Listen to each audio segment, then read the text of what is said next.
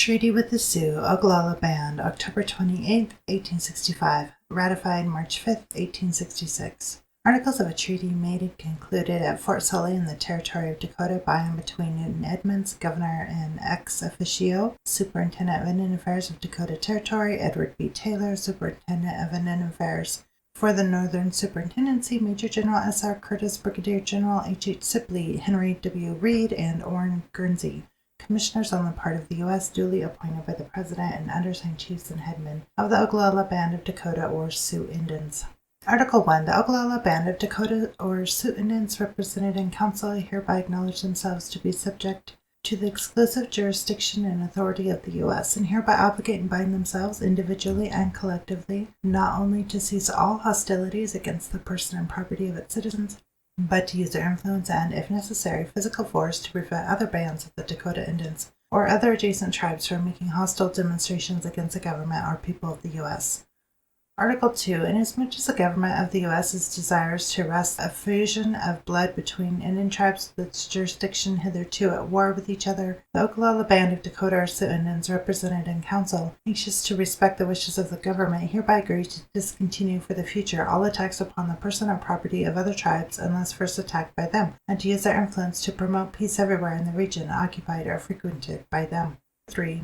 All controversies or differences arising between the Oglala Band of Dakota or Sioux Indians represented in council and other tribes of Indians involving the question of peace or war shall be submitted for the arbitrament of the President or such person or persons as may be designated by him, and the decision or award faithfully observed by the said band represented in council.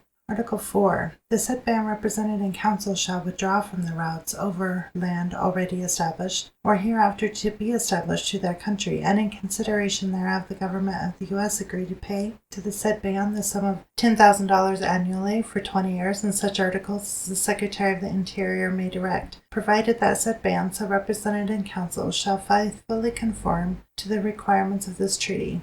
Article 5. Should any individual or individuals or portion of the band of the Oglala Band of Dakota or Sioux Indians represented in council desire hereafter to locate permanently upon any land claimed by said band for the purposes of agricultural or other similar pursuits, it is hereby agreed by the parties to this treaty that such individuals shall be protected in such location against any annoyance or molestation on the part of whites or Indians, and whenever 20 lodges or families of the Oglala Band shall have located on land for agricultural purposes and signified the same to their agent or superintendent, they, as well as other families so locating, shall receive the sum of $25 annually for 5 years for each family in agricultural implements and improvements, and when 100 lodges or families shall have so engaged in agricultural pursuits, they shall be entitled to a farmer and blacksmith at the expense of the government, and also teachers at the option of the Secretary of Interior, whenever deemed necessary.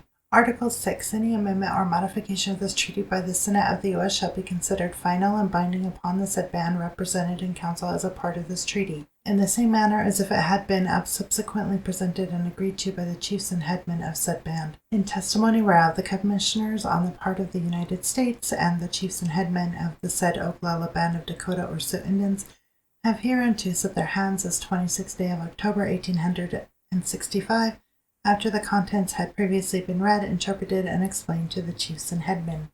Newton Edmonds, Edward B. Taylor, S.R. Curtis, Major General H.H. Sibley, Brigadier General Henry W. Reed, Orrin Guernsey.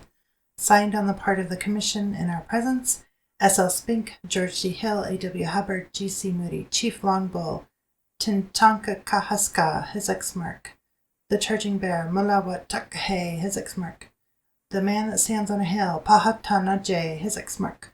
The foregoing signatures in this handwriting, that of General Curtis, were made in presence of the undersigned on the 28th and 29th October 1865 at Fort Sully.